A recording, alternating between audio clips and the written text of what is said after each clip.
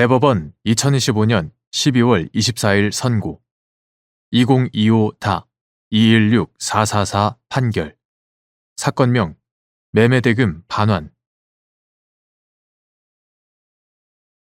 1. 계약에서 해지 사유를 약정한 경우 이에 따라 계약을 해지할 수 있는지와 그 효력을 결정하는 기준 계약에서 약정한 내용 당사자가 어떠한 의미로 해제권 조항을 둔 것인지 해석하는 방법 및 이때 고려하여야 할 사항 약정 해제 사유가 처분 문서로 작성된 경우 이를 해석하는 방법 계약에서 해지 사유를 약정한 경우에 그 약정에 의하여 계약을 해지할 수 있는지 여부 및 그 효력은 그 계약에서 약정한 내용에 의하여 결정된다. 당사자가 어떤 의사로 해제권 조항을 둔 것인지는 결국 의사 해석의 문제로서 계약 체결의 목적, 해제권 조항을 둔 경위, 조항 자체의 문헌 등을 종합적으로 고려하여 논리와 경험 법칙에 따라 합리적으로 해석하여야 한다. 다만 해제 사유로서 계약 당사자 일방의 채무 불이행이 있으면 상대방은 계약을 해제할 수 있다는 것과 같은 일반적인 내용이 아니라 그 계약에 특유한 해제 사유를 명시하여 정해두고 있고 더구나 그 해제 사유가 당사자 쌍방에 적용될 수 있는 것이 아니라 어느 일방의 채무 이행에만 관련된 것이라거나 최고가 무의미한 해제 사유가 포함되어 있는 등의 사정이 있는 경우에는 이를 당사자의 진정한 의사를 판단할 때 고려할 필요가 있다. 나아가 계약 당사자 사이에 약정 해제 사유를 처분 문서인 서면으로 작성한 경우 문헌의 객관적인 의미가 명확하다면 특별한 사정이 없는 한 문헌대로의 의사표시의 존재와 내용을 인정하여야 하고 특히 문헌의 객관적 의미와 달리 해석함으로써 당사자 사이의 법률 관계에 중대한 영향을 초래하게 되는 경우에는 그 문헌의 내용을 더욱 엄격하게 해석하여야 한다. 2. 갑이 매도인인 을 신탁회사 및 위탁자인 병과 체결한 오피스텔 분양 계약에 매수인은 매도인의 귀책 사유로 인해 매도인이 건축물의 분양에 관한 법률 제9조에 따른 시정명령을 받은 경우에는 계약을 해제할 수 있다라는 해제 조항이 있는데 이후 을 회사가 같은 법 제9조에 따른 시정명령을 받자 갑이 위 해제 조항에 따른 약정 해제권을 행사한 사안에서 위 해제 조항에 따라 분양 계약을 해제하기 위해서는 시정명령을 받게 된 위반 사항이 반드시 중대한 위반 사항에 해당할 필요가 없는데도 위 시정명령은 경미한 위반 사항으로 인한 것이므로 갑이 위 해제 조항에 따라 분양계약을 해제할 수 없다고 본 원심 판단에 법리 오해에 잘못이 있다고 한 사례.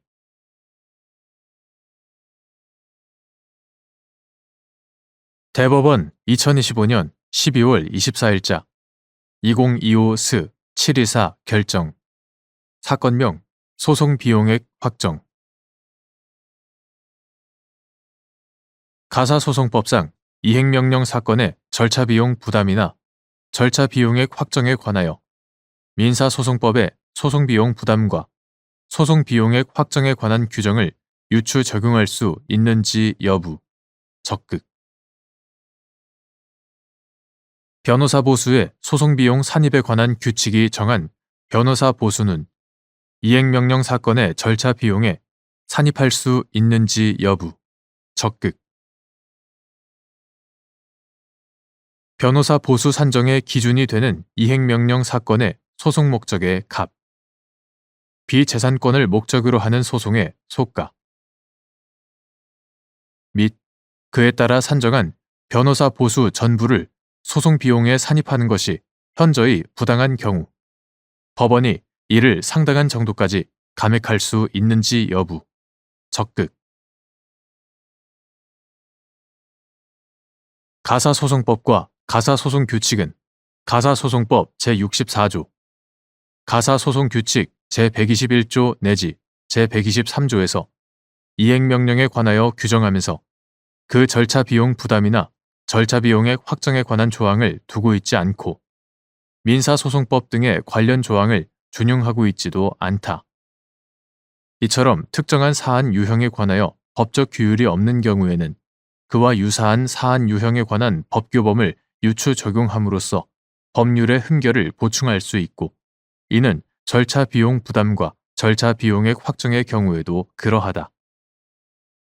이행명령은 판결, 심판, 조정조서, 조정을 가름하는 결정 또는 양육비 부담조서에 의하여 금전의 지급 등 재산상의 의무, 유아의 인도 의무, 자녀와의 면접 교섭 허용 의무를 이행하여야 할 사람이 정당한 이유 없이 그 의무를 이행하지 아니하는 경우에 가정법원이 당사자의 신청에 의하여 일정한 기간 내에 그 의무를 이행할 것을 명하는 재판으로서 가사소송법 제64조 제1항 과태료 또는 감치와 같은 제재를 통하여 판결 등에 의하여 확정되어 있는 금전의 지급 의무 등의 이행을 촉구하는 가사소송법상의 이행 확보 제도이다.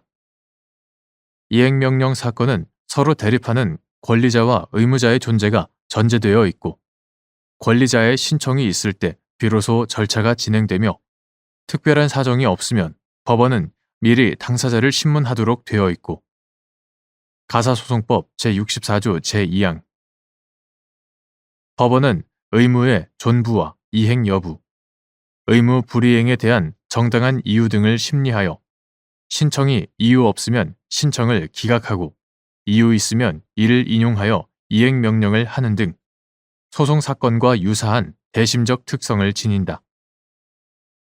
이러한 이행명령 사건의 특성에 비추어 볼 때 이행명령 사건의 절차 비용 부담과 절차 비용액 확정에 관하여는 민사소송법의 소송비용 부담과 소송비용액 확정에 관한 규정을 유추 적용함이 타당하다.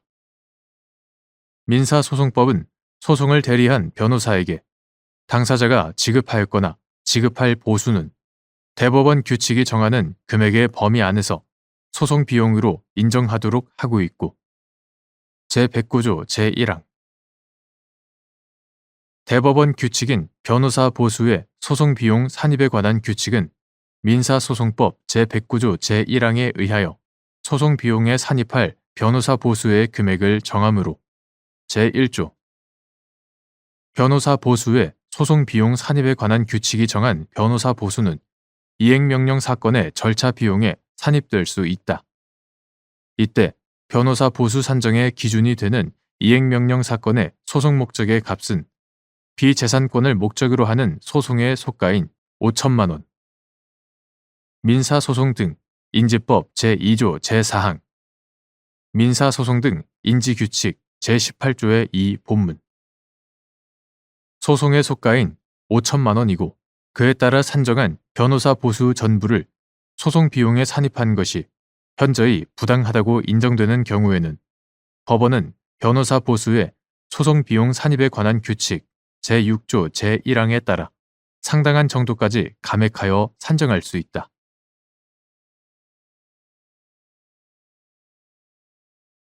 대법원 2025년 12월 24일 선고 2025 추 5020 판결 사건명 재의결 무효 확인 1. 지방의회가 집행기관의 인사권에 관하여 사전에 적극적으로 개입하는 것이 허용되는지 여부, 원칙적 소극 및 견제의 범위 내에서 소극적, 사후적으로 개입하는 것은 허용되는지 여부, 적극 지방자치법 제118조가 지방자치단체의 장은 소속 직원, 지방의회의 사무직원은 제외한다. 소속 직원을 지휘, 감독하고 법령과 조례, 규칙으로 정하는 바에 따라 그 임면, 교육 훈련, 복무, 징계 등에 관한 사항을 처리한다라고 규정하고 있다. 또한 지방공무원법 제6조 제1항은 지방자치단체의 장은 이 법에서 정하는 바에 따라 그 소속 공무원의 임명, 휴직, 면직과 징계를 하는 권한을 가진다 라고 규정하고 제72조 제1항은 징계처분 등은 인사위원회의 의결을 거쳐 임명권자가 한다라고 규정하고 있다.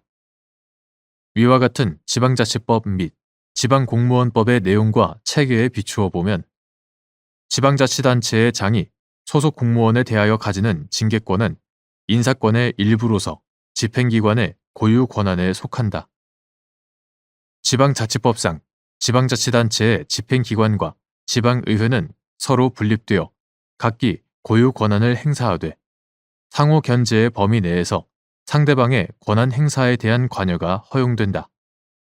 따라서 지방의회는 집행기관의 인사권을 독자적으로 행사하거나 동등한 지위에서 합의하여 행사할 수 없고 그에 관하여 사전에 적극적으로 개입하는 것도 원칙적으로 허용되지 않지만 집행기관의 인사권에 관하여 견제의 범위 내에서 소극적, 사후적으로 개입하는 것은 허용된다.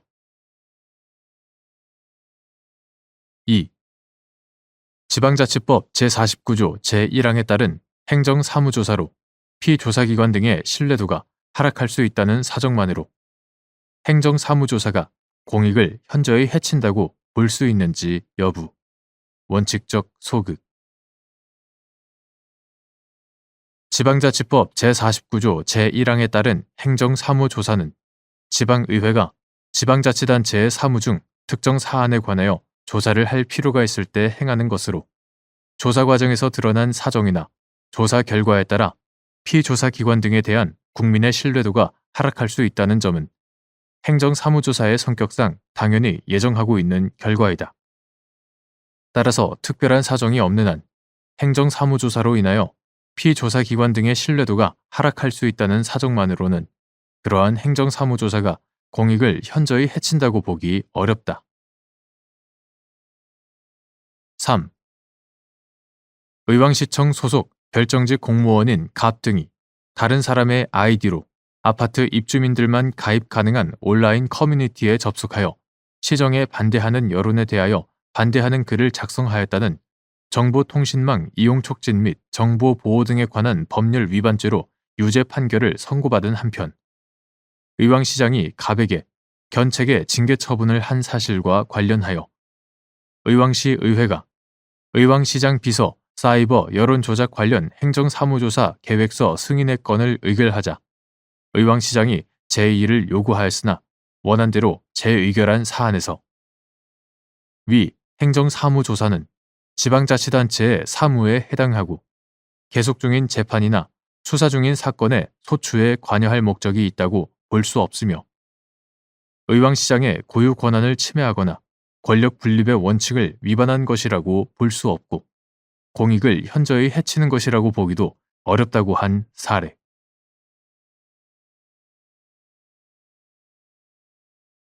대법원 2025년 12월 11일자 2025-모45 결정 사건명 수사기관의 압수에 관한 처분 취소 등 형사소송법 제106조 제219조에 따른 증거물 또는 몰수할 것으로 사료하는 물건인 압수 대상에 유체물과 전자정보가 모두 포함되는지 여부, 적극 독립적 관리 가능성, 거래 가능성, 경제적 가치에 대한 실질적 지배 가능성 등을 갖춘 전자적 증표인 비트코인이 법원 또는 수사기관의 압수 대상에 포함되는지 여부, 적극 및 법정 요건을 충족하는 경우 몰수 대상이 될 수 있는지 여부, 적극 형사소송법 제106조 제1항은 법원은 필요한 때에는 피고 사건과 관계가 있다고 인정할 수 있는 것에 한정하여 증거물 또는 몰수할 것으로 사료하는 물건을 압수할 수 있다. 단, 법률에 다른 규정이 있는 때에는 예외로 한다 라고 규정하고 있다. 2011년 7월 18일 신설된 같은 조 제3항은 법원은 압수의 목적물이 컴퓨터용 디스크, 그 밖에 이와 비슷한 정보 저장 매체, 이하 2항에서 정보 저장 매체 등이라 한다. 정보 저장 매체 등인 경우에는 기억된 정보의 범위를 정하여 출력하거나 복제하여 제출받아야 한다. 다만 범위를 정하여 출력 또는 복제하는 방법이 불가능하거나 압수의 목적을 달성하기에 현저히 곤란하다고 인정되는 때에는 정보 저장 매체 등을 압수할 수 있다라고 규정하고, 같은 조 제4항에서 법원은 제3항에 따라 정보를 제공받은 경우 개인정보보호법 제2조 제3호에 따른 정보 주체에게 해당 사실을 지체 없이 알려야 한다라고 규정하고 있다. 위 규정들은 같은 법 제219조에 따라 검사 또는 사법경찰관의 압수에 준용된다. 가상자산은 경제적 가치를 지닌 것으로서 전자적으로 거래 또는 이전될 수 있는 전자적 증표이다. 가상자산 이용자 보호 등에 관한 법률 제2조 제1호 본문. 비트코인. 비트코인은 가상자산의 일종으로서 전자지갑 등을 통해 독립적인 관리가 가능하며 전자지갑에 저장된 개인 키, 프라이빗 키, 개인 키 등을 매개로 거래가 이루어진다. 비트코인의 보유자는 이처럼 개인 키를 통하여 독점적, 배타적으로 비트코인의 관리나 거래에 대한 사실상의 통제력을 행사할 수 있고, 이는 결국 비트코인의 경제적 가치를 실질적으로 지배하는 것과 마찬가지다.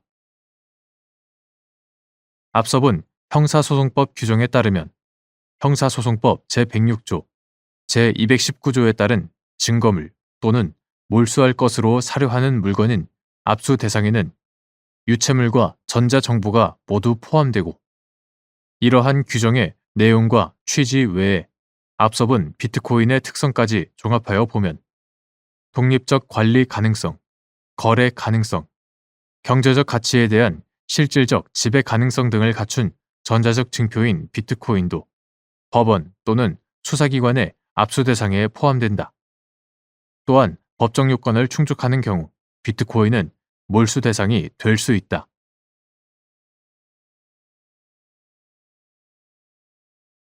대법원 2025년 12월 11일자 2025모 3144 결정.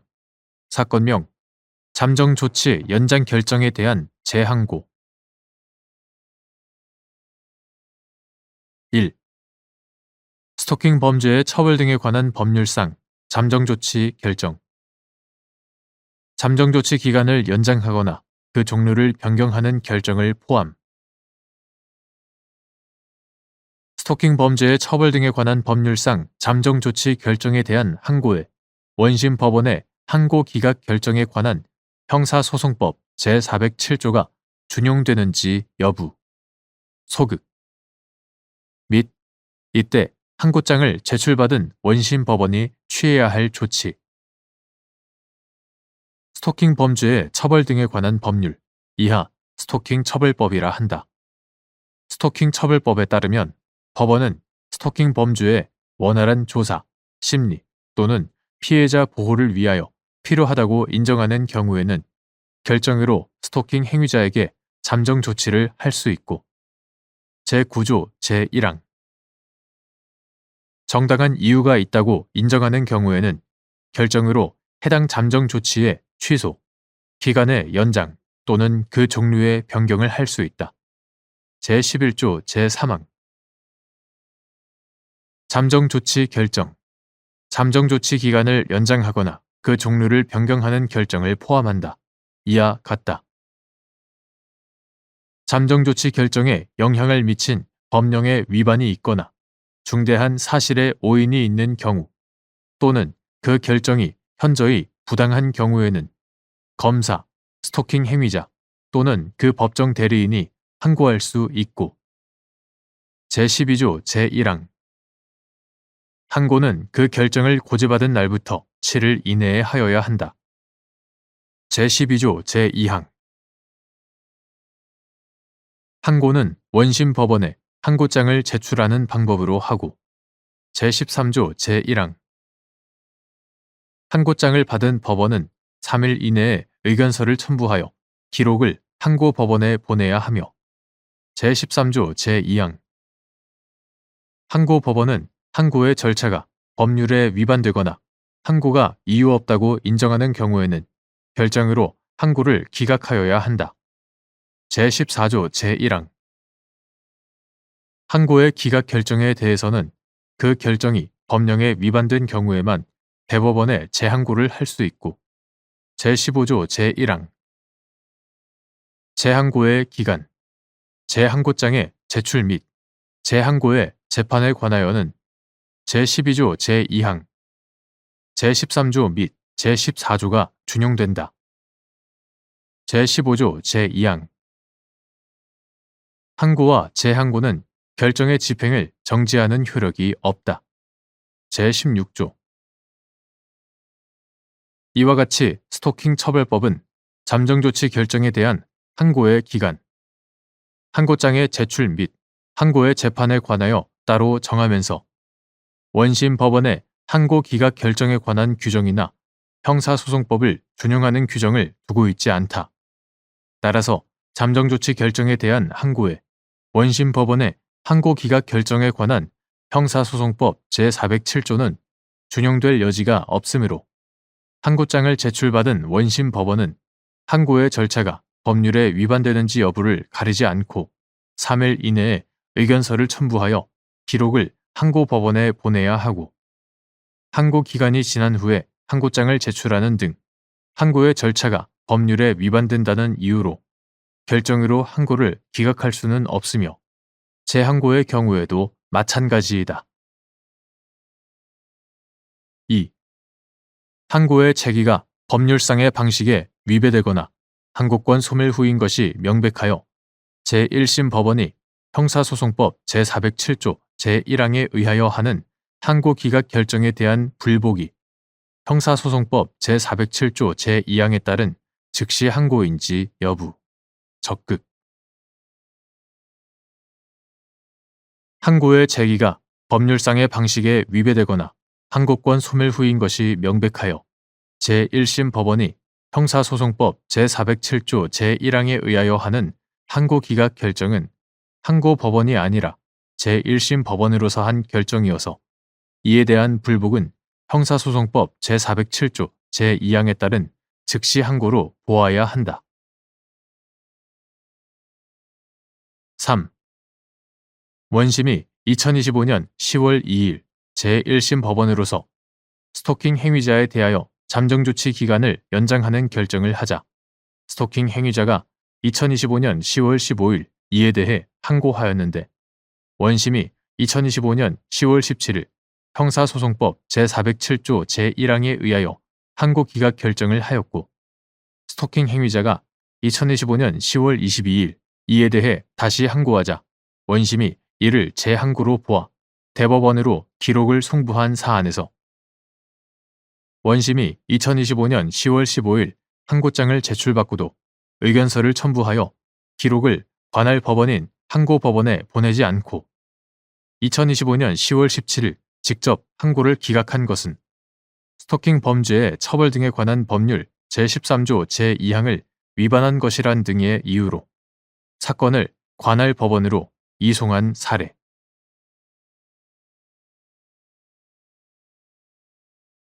대법원 2025년 12월 15일자 2023도 6106 결정 사건명 사기 등 피고인이 사망한 경우 그 대리권자인 피고인의 배우자, 직계 친족, 형제 자매 또는 원심의 대리인이나 변호인이 상소를 제기할 수 있는지 여부, 원칙적 소극 사실심 법원이 피고인의 사망 사실을 간과한 채 유죄 판결을 선고한 경우 원심의 변호인 등이 공소기각 결정을 구하는 취지의 상소를 제기할 수 있는지 여부, 적극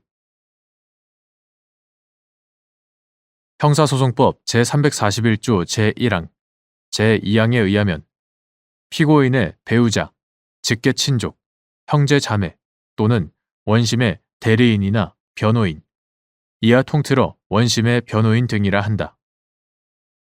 원심의 변호인 등은 피고인의 명시한 의사에 반하지 않는 한 피고인을 위하여 상소할 수 있는데, 이는 원심의 변호인 등에게 고유의 상소권을 인정한 것이 아니고 피고인의 상소권을 대리하여 행사하게 한 것에 불과하므로, 피고인이 사망한 때에는 상소권이 소멸하여 그 대리권자인 원심의 변호인 등은 상소를 제기할 수 없는 것이 원칙이다. 다만 피고인이 사망한 경우 형사소송법 제328조 제1항 제2호나 제363조 제1항에 따라 공소기각 결정이 내려졌어야 함에도 사실심 법원이 피고인의 사망 사실을 간과한 채 유죄 판결을 선고한 때에는 그 시정을 위하여 원심의 변호인 등이 예외적으로 공소기각 결정을 구하는 취지의 상소를 제기할 수 있다고 보아야 한다.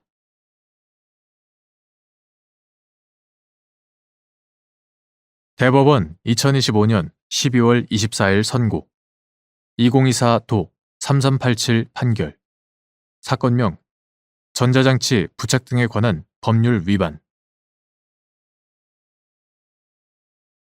1. 법원이 부착명령에 관하여 전자장치 부착 등에 관한 법률 제9조의 2, 제1항 제1호에 따라 전자장치 부착 기간 중 준수 기간을 정하여 야간 등 특정 시간대에 주거지 이외로 외출을 삼갈 것이라는 준수사항을 부과한 경우 그 준수사항의 의미 같은 법 제39조 제3항에서 정한 정당한 사유가 있는지를 판단할 때 고려할 사항 전자장치 부착 등에 관한 법률 이하 전자장치 부착법이라 한다. 전자장치 부착법의 목적 같은 법 제9조의 2, 제1항의 입법 취지 같은 법 제9조의 2, 제1항, 제1호에서 준수사항으로 정하고 있는 야간, 아동 청소년의 통학시간 등 특정 시간대의 외출 제한의 문헌 같은 법 제9조의 2, 제1항, 제1호에 근거하여 부과된 외출 제한 준수사항의 문구에 외출이 제한되는 어느 시각에서 어느 시각까지의 일정한 시간이 특정되어 있는 점 등을 종합하면 법원이 부착명령에 관하여 전자장치 부착법 제9조의 2, 제1항, 제1호에 따라 전자장치 부착기간 중 준수기간을 정하여 야간 등 특정 시간대에 주거지 이외로 외출을 삼갈 것이라는 준수사항을 부과한 경우에 그 준수사항의 의미는 전자장치 부착기간 중 정해진 준수기간 동안 야간 등 특정 시간대에는 원칙적으로 주거지에 머물러 있어야 한다는 의미로 보아야 한다. 한편 전자장치 부착법 제39조 제3항에 의하면 정당한 사유가 있는 경우에는 피부착자 등이 전자장치 부착법 제9조의 2, 제1항, 제1호 등의 준수사항을 위반하더라도 처벌할 수 없다. 여기서 정당한 사유가 있는지를 판단할 때에는 전자장치 부착법의 목적과 기능 및 전자장치 부착법 제39조 제3항의 입법 취지를 충분히 고려하면서 피고인이 준수사항을 위반하게 된 구체적인 동기와 경위, 위반의 정도, 준수사항을 위반함으로써 발생한 결과 등을 종합적으로 고려하여 구체적인 사안에 따라 개별적으로 판단하여야 한다. 2.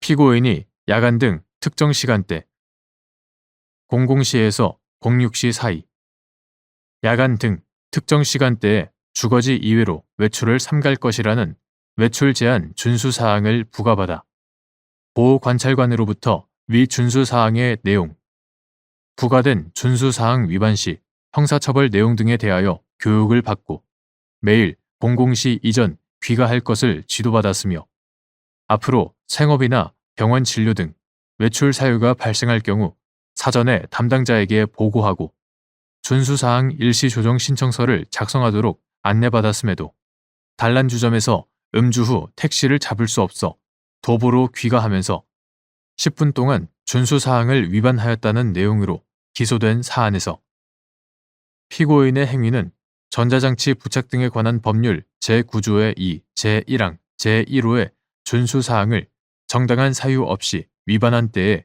해당하고 피고인에게 위 준수사항 위반의 고의 또한 있다고 한 사례.